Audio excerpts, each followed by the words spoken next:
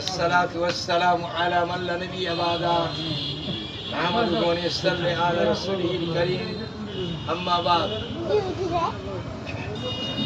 أعوذ بالله من الشيطان الرجيم بسم الله الرحمن الرحيم إن الله يأمركم أن تؤدوا الأمانة إلى أهلها إلى آيات آخر one আল্লাহ পাকের শুকরগুজার করছি এবং নবীর প্রতি দরুদ ও সালাম পেশ করে আজকের এই 6 নম্বর ওয়ার্ড কর্তৃক আয়োজিত মহল্লা কমিটি সম্মানিত অনুষ্ঠানের সভাপতি এবং সঞ্চালক ও আলেমী দ্বীন ও আমার সঙ্গে আমার সফর সঙ্গী হিসাবে আছেন মানে জামাত ইসলামী দিনাজপুর শাখার 1 নম্বর ওয়ার্ডের আমির জনাব মৌলানা মাহবুবুর রহমান,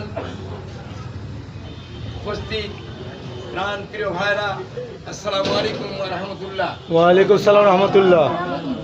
অনেক বক্তব্য হয়েছে, এক একজন এক এক বিষয় নিয়ে আলোচনা করেছেন। আলোচনার আর প্রয়োজন আছে না? প্রয়োজন নাই। আমি এতটুকু বলতে চাই, আল্লাহ তাবারাক তাআলা কোরআনুল কারীমের ভিতরে বলছেন ইন্নাল্লাহা ইয়ামুরুকুম আন তাওয়াদ্দুল আমানাতি ইলা আহলিহা। হে হায়রাত বর্গ, নিশ্চয়ই তোমাদের আমানত সমূহ যোগ্য প্রার্থীরাতে অর্পণ করো, যোগ্য প্রার্থীরাতে অর্পণ করো, যার দ্বারা কোনো আমানতের খেয়ানত হবে না। আমরা 54 বছরে কি দেখেছি? ক্ষমতায় গিয়ে কেউ বেগম পাড়া বানিয়েছে, কেউ হাওয়া ভবন বানিয়েছে, কেউ বিদেশে পাড়ি দিয়ে বিভিন্ন ধরনের বিভিন্ন দেশে গিয়ে বিভিন্ন রঙ্গমহল তৈরি করেছে, কেউ বা আয়নাঘর বানিয়েছে, কেউ বা এদেশের কোটি কোটি আমানত জনগণের সম্পদ লুট করে বিদেশে পাড়ি দিয়েছে এবং বিদেশে গিয়ে নাগরিকত্ব নিয়েছে।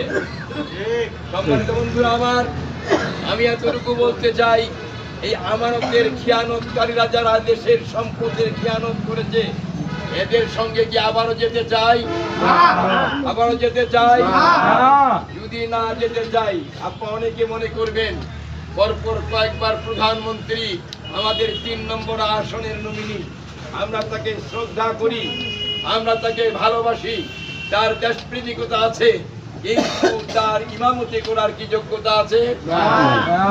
ইমাম হতে গেলে যেমন আমরা দেখি তার মাথা থেকে নিয়ে পা পর্যন্ত তার